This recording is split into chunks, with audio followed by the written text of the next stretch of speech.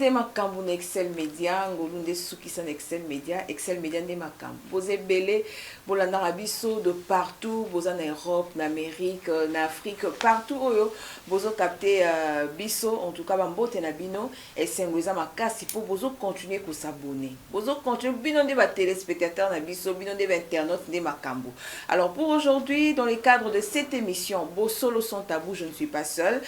Lelo exceptionnellement na représentant on a confrère nanga na yende torobeta masolo ya makambo. Tono lo masolo makambo na ebelo na lo bapo boza la scotché pour makambo za awa. Émission oyo na représentant on lelo na confrère nanga Jacob. Bonjour Jacob. Bonjour Maggie, bonjour na balandinyo soya Congo Excel Media donc télévision. On est là donc lelo quand double le makambo donc on est là pour vous servir donc c'est très content. Voilà, aujourd'hui, na numéro ya lelo, Bosolo son tabou Jacob, tozo yamba maître Chaka.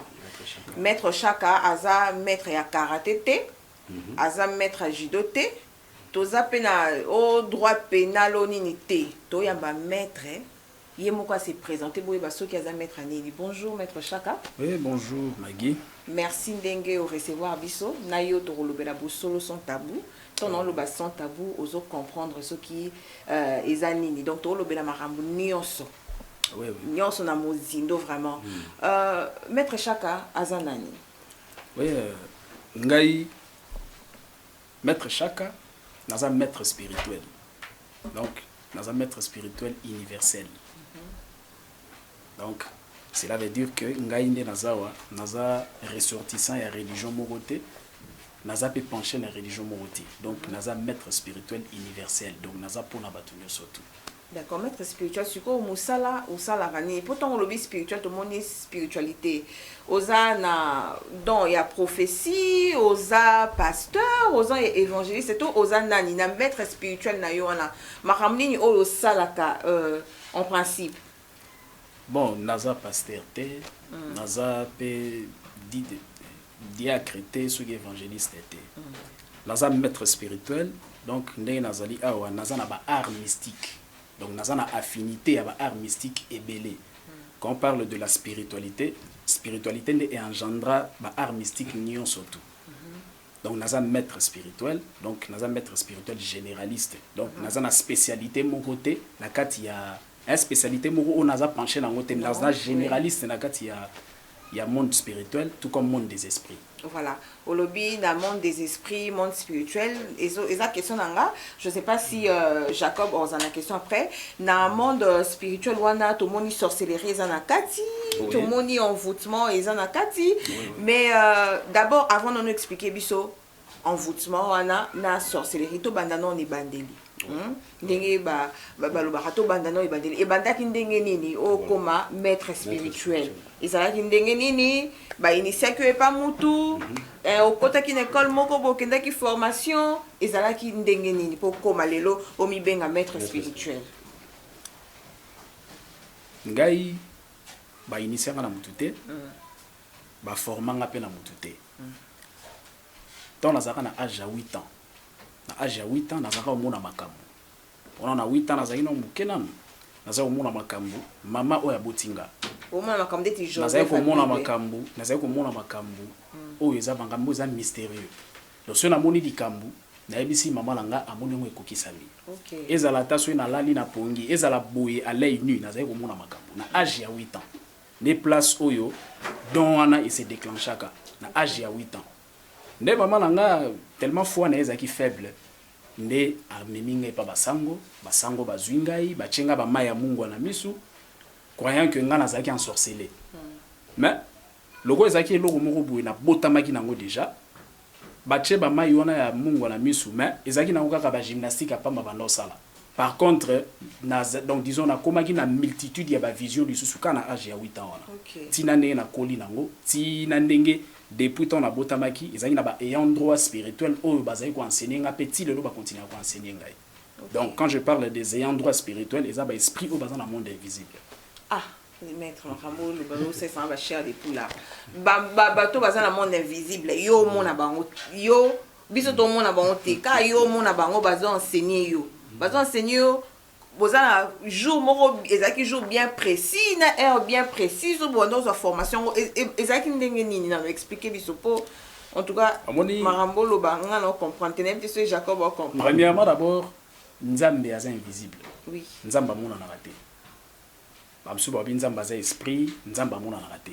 Donc, koloba Nzamba za esprit, ils ont un sens moko boye, il faut faire comprendre batu que Nzamba za invisible à mona na raté. Ba et endroit spirituel wana, ne baza wana, bango mutu net na bino pende bozaboy. Boza pe na ba et endroit spirituel na bino. Donc boza na ba ange personnel na bino. OK. Ba ange wana bango baza pencher beaucoup plus ba vandi na don na bino. Po batu nyonso tuna mokili nde baza ndenge wana batu nyonso basala ka métier moko te. OK. Donc mutu oyo neti bino boza ba journaliste eza makambo eza ba boza ba ange na bino ba ayant droit na biso. Ba ayant droit. Donc baza ba ayant droit po bango baza ba créature o baza kana invisibilité. Ya mutu benga ba ayant droit ya monde spirituel. Donc boza pe na ba ange na bino. Donc ngai tant pe na botamaki lokola ngai naza destiné pour na kozala na guidance ya ba art mystique nde bango bazali pencher beaucoup plus na don wana spirituel. Dit-on na botamaki directement nazalaki na bango ti na ndenge naza lelo. OK.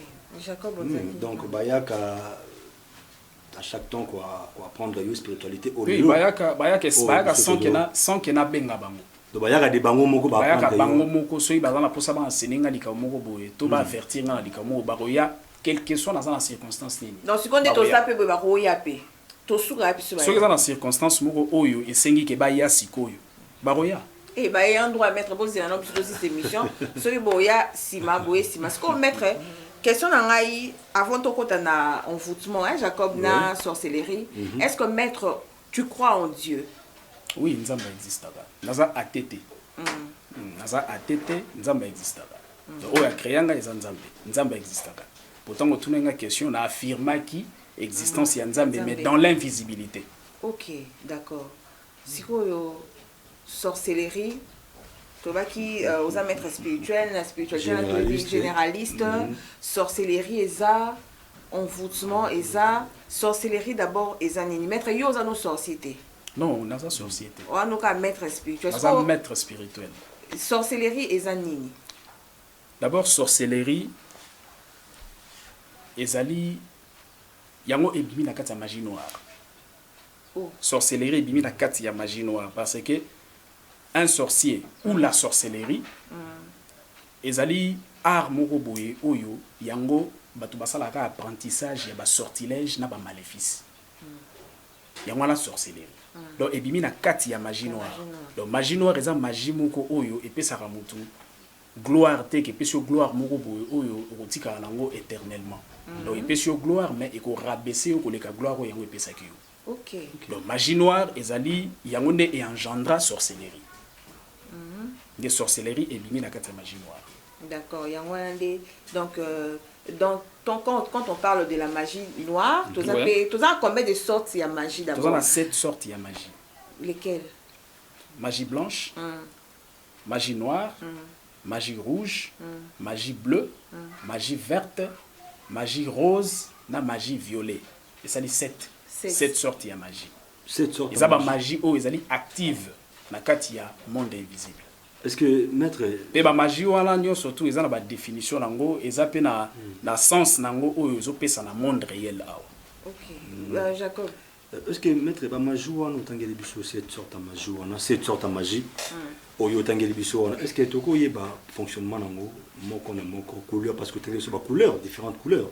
Alors si toko yeba et fonctionnera ndenge nini tous les sortes magie wana est-ce que tu dois définition moko na moko na moko pour on a ebika deux hein ebika généralement tu ba magie noire magie rouge c'est trois magie noire pardon nous eza blanche rouge na noir misato eza 7 makambo oyo ngana zoloba makambo oyo ataboke na ba ordre mystique oyo eza réputé na monde makambo oyo boyo kangote preuve en est bango kuna bazana ba makambo oyo bango moko ba établir mais ngai eza na leçon moko ba établisser ngai te pour écouter na monde invisible ne ba yandro spirituel nde ba enseigner nga ba 7 sortes ya magie wana o batu ba ebité mais ngai na ebi pour na guidance ya monde invisible magie blanche eza magie moko oyo eprocuraka bienfaillance eprocuraka bolamu na mutu oyo aza adepte nango tout comme mutu azo pratiquer yango to na mutu oyo azoluka secours na kati ya magie blanche na kati ya magie blanche soki oza mutu moko bozaka mutu ba haine ozaka mutu moko lingi ba hostilité mingi magie blanche ekosala nini ekorépudie yo na cercle nango. Magie noire donc magie pure quoi. Il faut ça là, oui, il faut ça là vraiment. Donc en soi, il faut ça là mutu moko boyo, il faut ça là altruisme. Aux en sens moko boyo il y a bienfaisance envers bateau. Les magie blanche et on dit mayo pe on dit melayo. Tu na magie noire. Magie noire eza magie ya ba sortilège. Eza magie ya ba maléfice. Donc na kati ya magie noire, ceux qui ozo sala bolamu na kati ya magie noire e mondir yo. Donc yango faut sala kamabe. Faut sala kamabe. Oui.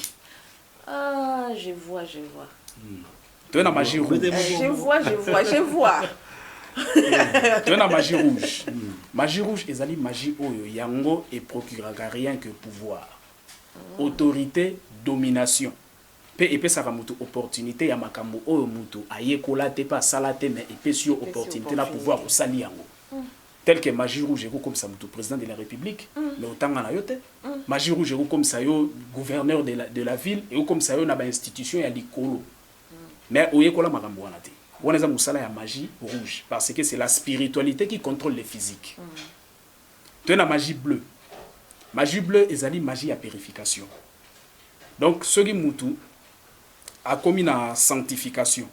Mutu a poussé à kimi mabe.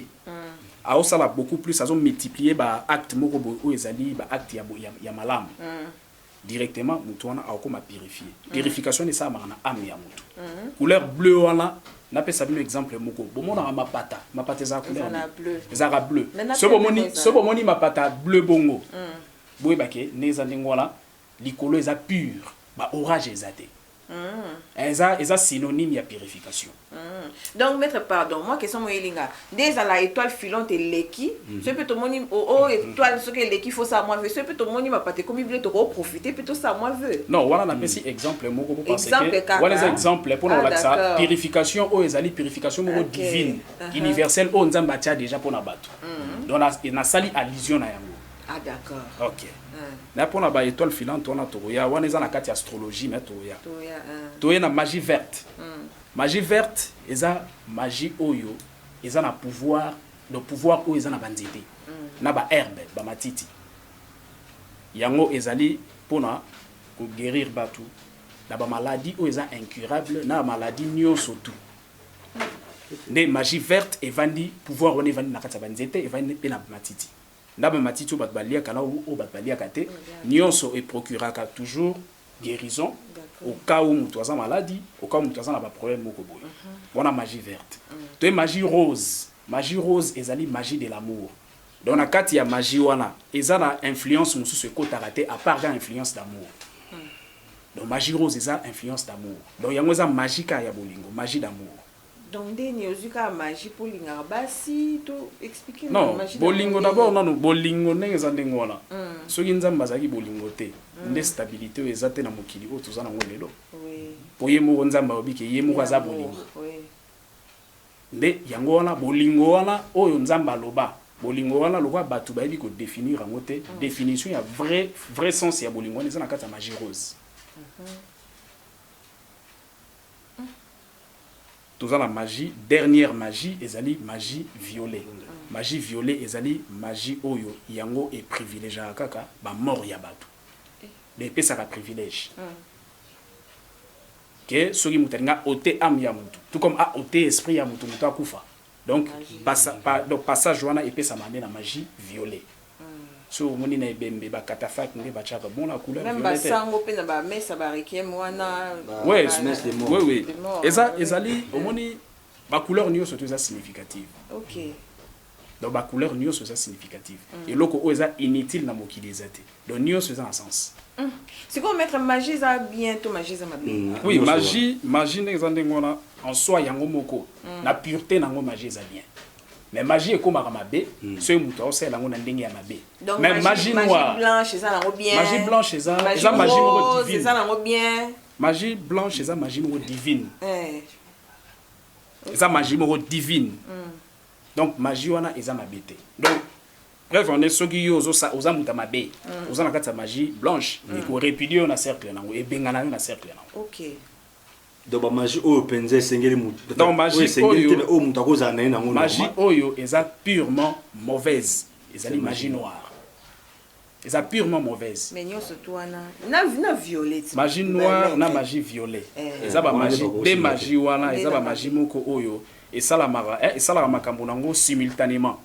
Ba mabe nango ezaka simultané. Eza esalamaka na mwa temps moko donc eza na mwa identique. Ok. Oui. Voilà. Merci beaucoup, maître. Internaute Bozoyo Kamakambu. Maître Azolo Batozo continuer. Jean Mokemba Nzumatondo JMM 2921 ou Jana. To solana maître lelo. Lelo to koti bosolo son tabou. To lobela maître spirituel. Maître siko envoûtement. Envoûtement eza nini. Par définition, envoûtement eza nini. Deni pe to koyeba ke muto yo aza envoûté.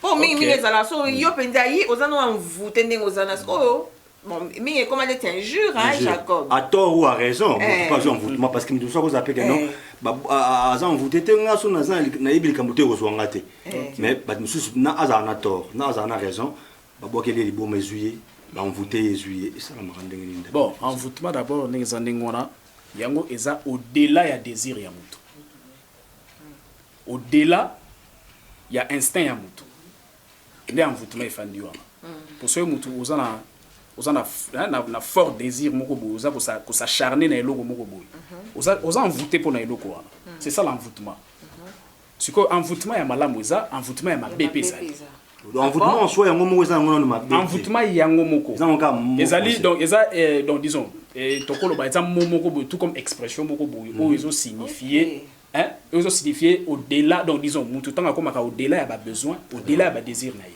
OK. Panzela biso to yo. Envoûtement na kati le fait que c'est la spiritualité qui contrôle le physique. Envoûtement oyo eza na kati ya monde spirituel tout comme monde des esprits. Eza ba envoûtement oyo evandi na ba kati ya ba magie nyonso onga na tangi. Pe eza pe na ba envoûtement oyo eza na kati ya talisman. Mais talisman ne yango ezali puissant pour yango ne e commandaka tout comme e colonisera ba magie nyonso to wana. Ah bon? Oui. Pour talisman eza na ba pure vertu ou eza ba vertu mystique ya vrai eza na kati ya talisman. Nga mona za porteur de lumière talismanique. Ah bon? Donc bato bazana pour ça talisman manzela moi makambo. Bon, vert. Kopé sa lumière eza problème te. Mais eza te que na ozo talisman nanga na pesio. Non. Ça sont bien. Et ça le roi docteur a traité mutu. Tant à traité est-ce que ce va traiter directement yo pour commis au comme ba mon spécialité ou à docteur wana. Yo zuka guérison. Yo zuka guérison ça ndenge mongo. Donc couper sa mutu lumière initiation eza problème te. Donc initiation. Oui. Initiation ezali apprentissage. Mutu ça la apprentissage na eloko oyaza na besoin yeba. Yango na initiation mais ba interprétation ya bato na ba mauvaise définition ya bato ne bazoye ba ndenge nini ndenge nini ya ko ajuster ba mo wana ti. OK. Donc c'est ça kozanga koyeba quoi. Ah oui c'est ça. Mon peuple périt par manque de connaissances yango na ndenge ba lobaka. Ah oui c'est ça. Donc envoûtement ndenge ezali wana tozana ba forme ba envoûtement ebele ba envoûtement d'amour ezali envoûtement ya mutu akoma envoûtement moko boye envoûté mutu akomi na dépression mentale. Donc dépression mentale mutu akomi liboma yango to ba maboma mingi bazala ba mopena ba tort bazala ba raison na kati ya ba envoûtement tozana ba envoûtement oyo ezali bien ko envoûter mutu pona bolingo eza mabete. Oh, bon, elle m'a bassé, donc ok, bassé pambal. Donc, maître, yo salango. Donc, magamu oyo, ngana yebi, yango na zoloba. Mais on a évité. Donc, on comprend que maître soye, moi, on voûtement bolingo. Moi, père, bolingo. Nagi, bolingo, tu as payé le moment qui va te les place, on a. Maître, ben, envoûtement bolingo, ils avaient sorte combien? Sorte envoûtement bolingo. Non, on a envoûtement d'amour, tout en a amour fou. Tous en a trouble d'amour. Tous en a amour esclavagisme. T'as comme esclave. Tous en a blocage d'amour. On a blocage d'amour. Et tous en a retour d'amour. Donc, bolingo ekenda qui est zonga. Donc, on a 5 sortes de envoûtement d'amour. Mais ça, on m'a bêté. Et ça m'a bêté. Mutu oyo azana posa a sécuriser moi si naie toi sécuriser mobali naie. Et ça m'a bêté mais ceux qui ont commis ko la partenaire na yo physiquement wana ndeko mabe. Ozana posa esclave d'amour. Non, comme ça mutu esclave d'amour eza synonyme te que non fa comme moumbu na yo comme kosokola ba sukilote na yo moi si mais mobali na ko sokola non. Akosala yango na courtoisie d'amour. Mais ceux qui commis que yo ndo commis ko imposer wana ko mabe. Donc ça là qui est loco on a pour onyo kolaye mais na kati ya talisman yeba ke na talisman péché pesa va reconnu. Ah bon? Oui, au sali mabe au zape châtier na mabe oyo sali. On soit pe talisman les alango péché té. Talisman les a péché té. Donc ezaka kande donc conduite ya batu. Mutu ndenga zo memele loko wala ne soro memelo na ndenga malamu yo za malamu. So memelo na ndenga mabende ko sala mabe. Maître, s'il vous plaît. Tant que le balinga la talisman, ba makambo ebele tozolo ba to tsango mingi na français ba magie, tout ça na lingala. Et à kisi te koloba kisi d'abord. Pour déjà ton obi envoûtement d'amour maître. Moi si moko ake envoûter mobali na asime na lingala to lobani. Azwele kisi. Soko sali prière, ro sala prière. Nzambe pesanga bo, nzambe pesanga bo. Prière d'abord ezani. Prière ezali mouvement de l'âme tendant vers le créateur. Il y a une définition de prière. Sikoyo mutu tangu yo zali ko senga ba posa na yo, zana ba posa eloko mobo se concrétiser. Eloko wana e okoma mabe ndenge nini. Aussi longtemps yo ozo senga yango teke po sala mutu mabe. Moye koma mabe ezati. Et comme ma belle ce qui on a besoin que peut-être on se au bon mutu ne woni ko mabe que ozo sengela mutu ke mutu asa l'accident pour ngana zo poste ona musala wana ne ko mabe mais ça na ba façon oyo talisman et procuraka que lumière wana esali que mutu wana yemoko as démissionner na eka yemoko aller directement aux poste na sans que ye azwa amona mabe sans que azala châtier. OK ezali na kata talisman. Donc, tu peux jouer promotion normale, sans promotion problème, normale, sans qu'il y ait Tangisa Makila, sans qu'il y ait ça, sans qu'il y ait ça, pouvoir même un crime spirituel. Azui. Kisi d'abord en soi, kisi, surtout le kisi, kisi ça ma bête. Et ça a né dans le bagage de définition. Tout le bagage ici, oh, il y a comprimé, il y a médicament, novalgine, kisi. Non, ils ont expression pour nous faire comprendre que le logo est surnaturel. Il y a un bengi kisi. Ils ont expression, rien qu'expression pour nous faire comprendre que le logo est surnaturel. Mais en soi, n'engé batunde bazula yango, batu bazo définir un monde mabé. Voilà. OK, quand on parle de kisi wana bato musu bayebisa bango ke non ojo wana ana kisi ya mbongo kutu ndenge oke wana akabaka te yakabelaka ba chéri Jacob ezala anga wana oh so akabelaka ba chéri ba mususu pe on est ça la kama ye kaka kabelaka ba musicien yo soko ke i famille on peut ça mususu $20 mais ba musicien on peut ça ba 10 000 ba 5 000 ba yemba d'où ba mususu balobaka azana porte-monnaie magique. Maître, oui, puis maman, il va porter monnaie magique. Oui, ça biso ezama be, ezama lamu. Yo pe mutu pa ko ye pa na yo ndeti mikolo bi ke piaka ya makasi. Est-ce que mutu pa ko ye pa maître chaka a ye pe a su porter monnaie magique na sa mo ba makambu na ye? Oui, porter monnaie magique ezali. Ah bon? Porter monnaie magique ezali. Ma forme nion surtout il y a richesse. Oyo batu ba yebi na oyo batu ba yebite na monde invisible ezali. Tout comme pas esprit bazo détenir yango pe bazana monopole wana ya kopesa batu. Les richesses nyon surtout où ezali o batu ba ebina o batu ba ebite. Ah bon? Porte-monnaie magique yango ezali eloko moko ezala kaka expédier ne pas ba esprit. Pour ceux qui mutu azui a tekeli o porte-monnaie magique zo a tekeli o boy. Yeba ke ndenge za wana ezali eloko moko ezala inactif. C'est inactif. Porte-monnaie magique yango ezala expédié kake pa ba esprit. parce que eza maître te eza ngai te maître chaka nde na bando otilo mbongo na kati eza ngai te pour nga za capacité wana te na ya kocha mbongo na kati ba esprit wana po na kati ya na classe ya ba esprit eza na ba esprit baza ba trésorier ya monde invisible bazali ba caissier pe bazali ba trésorier ya monde invisible bazali ba caissier ba trésorier ya monde invisible bazali na monde souterrain oyo ezali na se ya mabele na 7e couche ya mabele na 7e couche ya mai eza na ba monde souterrain oyo ezali eza ba lieu d'habitation ya ba esprit bavandaka na ba lieu wana eza pe na ba esprit bavandaka na kati ya ba volcan na moto ya volcan les lieu na bango bavandaka wana bazali na ba bavandaka na bazamba bangomba na ba grotte bazali na ba bazaka na mopepe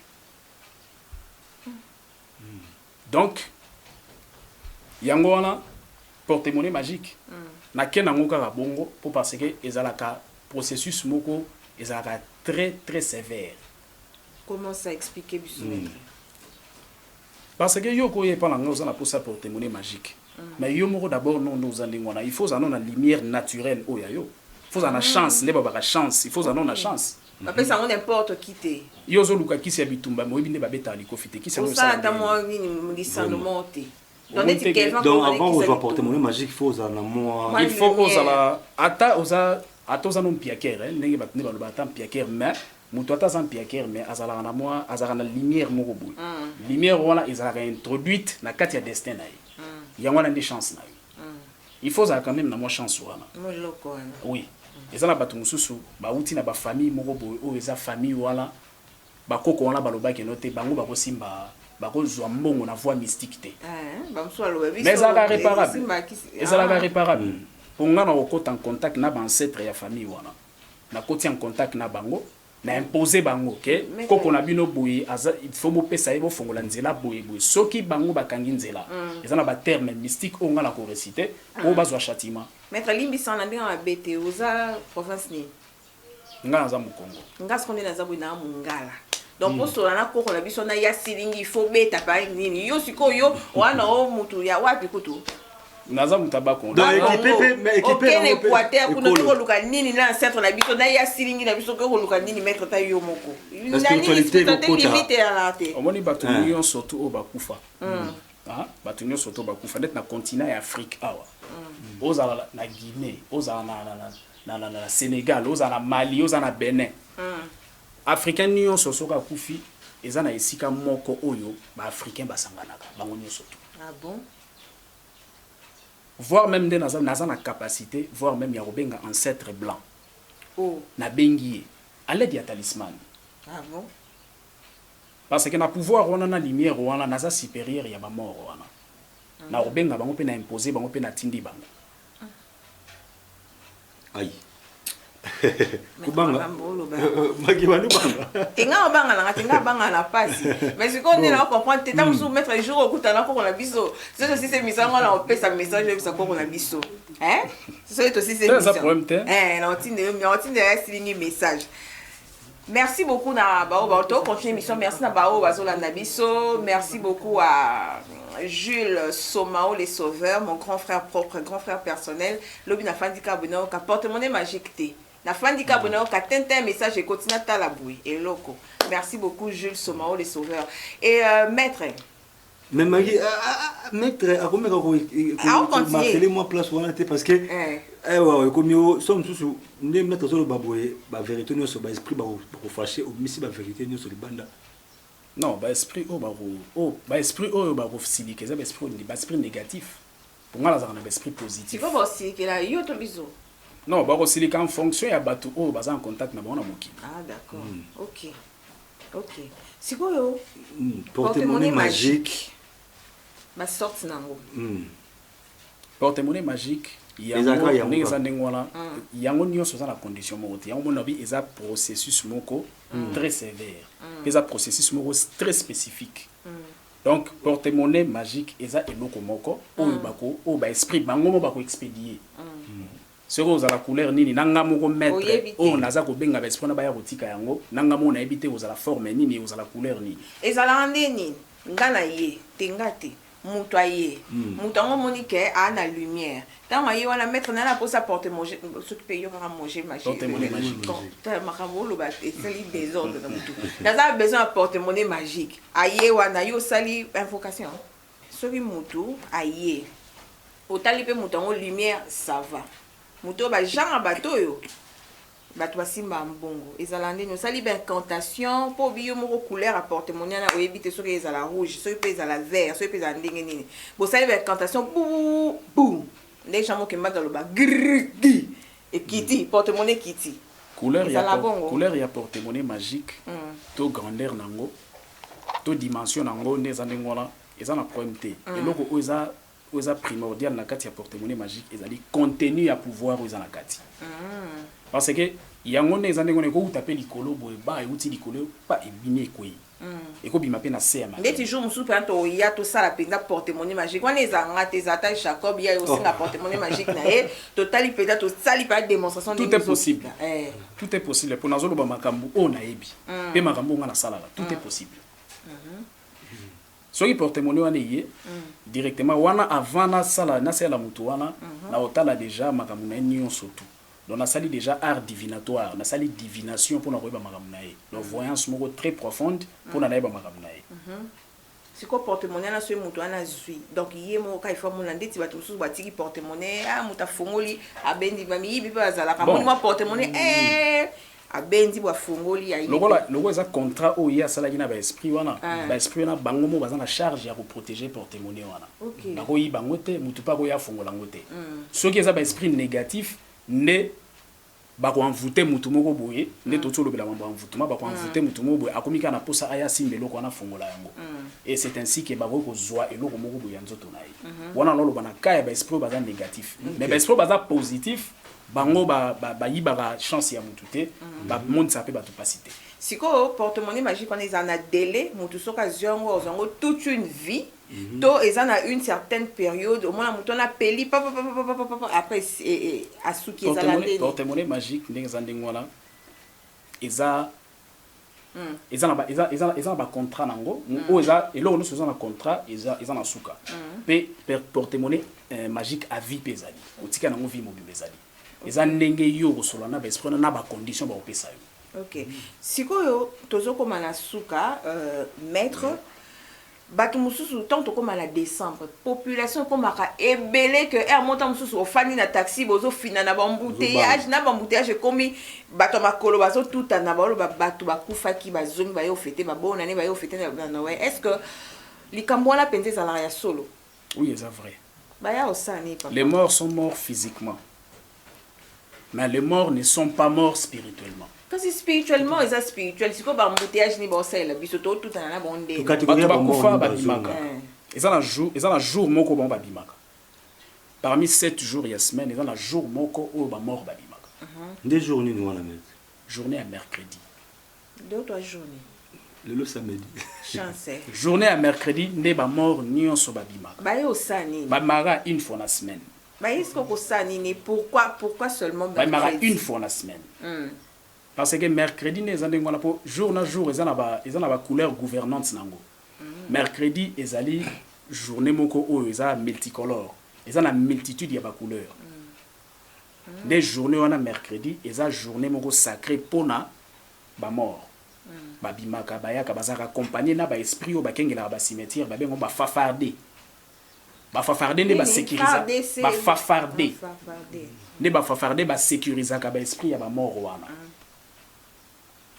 mpe mort wana soki abimi azoyebake awa ezalaki mpo na biso oyo ndeko na nga oyo boye nano oyoka te keno bamoni mutu moko boye to ndeko no moko akufa bamoni ye na zandu to bamoni ye place boye eza makambo eza vrai ezalaka ya solo mpe constitution des morts ezali nayebi yango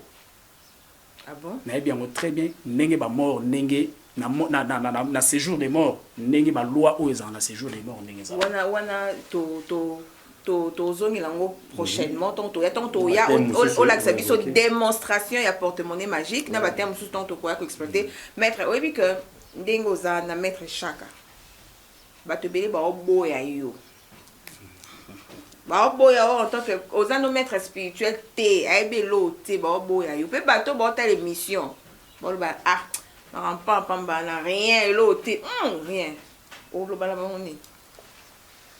na makambo nyonso tu ndenge ndenge wana les pour ezali les contre pe ezali babiloko wana eza bafacteur wana mibale ezanga te bato oyo bayebinga partout na poto na kin partout bato bayebinga très bien ba o bayebinga ite bo découvrir nga na ndenge ya malamu so bo découvrir nga na ndenge ya bien ne bokomona ke maître chaque makambo nyonso tu o azoloba eza makambo ya solo. Et solution na problème na bango bazo. Solution na ba problème nyo surtout solution ezali numéro na nga ezali. Donc na rotangela bino na osela bino liste ya ba solution te mais solution ezaka na numéro na ngai. WhatsApp, Viber, appel normal nyo surtout nga mona ya ba appel na ngai. OK, maître to na suka avant pe sa numéro, to bi que ba maître spirituel musu bazana ba temple moi esika moko boye moi sanctuaire soki pe ninde ba benga ngo moi bougie moi chulai tout ça na ebi mana moi na kino ebi chulai ndeni te nga na ebi moi chulai moi soki pe parfait kingandi moi nini yo pe temple za temple ndenge zali wana omoni toza na 21e siècle ndenge technologie ndenge za ko avancer na monde physique à combien de fois na monde invisible technologie ezala avancer koleka pour onyo so tozana ngo lelo et les cas déjà kala na ba 15e siècle na monde invisible mais o tozana ngo lelo donc temple ndenge ezali wana ezana soki na purifier lié oyo et comme temple mais chambre na nga mo pesa temple. OK donc soki na purifier lié mo comme lié saint directement esprit va apparaître place. Mais temple est niveau par niveau. Temple niveau par niveau. C'est dans salon, c'est la chambre. C'est niveau par niveau. Net dans salon awa et comme ils ont lié saint, na kata chambre ils ont lié très saint. Très saint. OK. Donc temple est niveau par niveau. D'accord. Ils ont la mutu mususu soka komi place moko beto na mboka mo moyen asala mystique ezate. Mais ngai n'importe quelle place attend à ça ma ina sala mystique. Attend n'importe quelle place. Ma bon on a ma colobo ina sala mystique. Quand les gens baki tout lié où foulera la plante de tes pieds ce qui peut ni aux gens en possession. Tout. OK, ça va. Tout ça comme un souka, maître. On parle na calé na Bible. La lekala l'école par rapport à temps. Sikoyo, maître to comme na souka.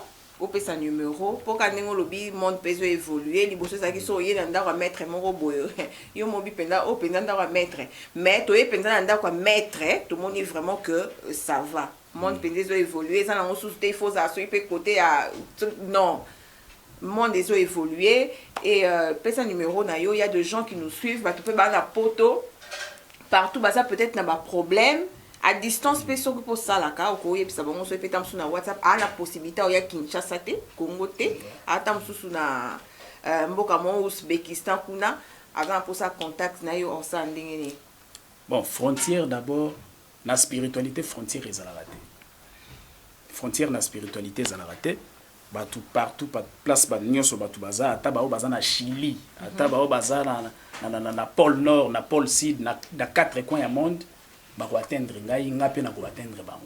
Oui. Numéro ya contact na ngai ezali plus 243 81 70 46 493 plus 243 81 70 46 493. OK. Wana eza numéro na ngai eza opérationnel na WhatsApp, Viber, Imo. Na bapel ordinaire nyo surtout na yambaka bapel na nganga boko. D'accord. Ça na batu bayambela nga itenga mona yambaka bapel. OK, maître to comme na suka pardon ya répondre na par oui to non. Maître ça l'appelle voyage astral. Voyage astral eza obina répondre par oui ou non. Na web ça yo non pour ezali très subalterne na niveau nanga. Mamé Jacob, to comme na suka émission. Un dernier mot par rapport à l'émission avec Salélo. Ouais. Maître Alikolo. Merci beaucoup na bato ba pesanga confiance pe bazo continuer toujours au pesanga confiance pe bazala déçu te ba témoignage ezali mais na yeko sala témoignage te mais na yende kuyebisa bato o nga nazali pe na yebisa bato o nga na salaka donc bato nyonso surtout o bazo landa ngai en tout cas ba kimia ezala ipana bino nyonso surtout solution yango na jana pesi bino numéro na ngai yango na ndi solution na kosela bino liste ya ba solution te ke opona boye fo boye te solution yango na jana pesi bino za numéro yo moko tango obenga okoti en contact nanga directement okoloba makambo nyonso za nango posa pe nyonso za nango besoin okozala satisfait ou satisfaite na kaya mwasi makambo nyonso to oboza nango besoin na pesi bino ba mbote bele pe ba konza mboka nyonso tu na pesi bango ba mbote. OK, Jacob. Voilà. Merci beaucoup Maggie, merci beaucoup Ndeko. Na balandi nyonso ya Excel Média télévision, donc on est ensemble, on continue.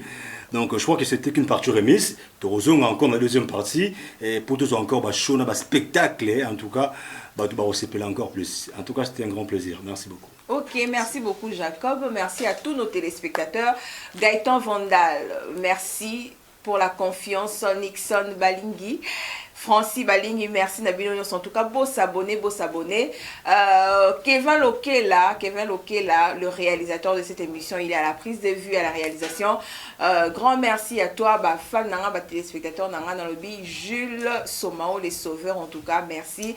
Cédric, mon beau Nzambé à Lille, et j'emballe cette émission. Je la dédie à Jean Mokembanzu Matondo, JMM2921, de Makambu, Excel Média Ngolou de Makambu, Nyoso Makambu. Tolingi bino po bino nde makambu po Excel makambu. Au revoir.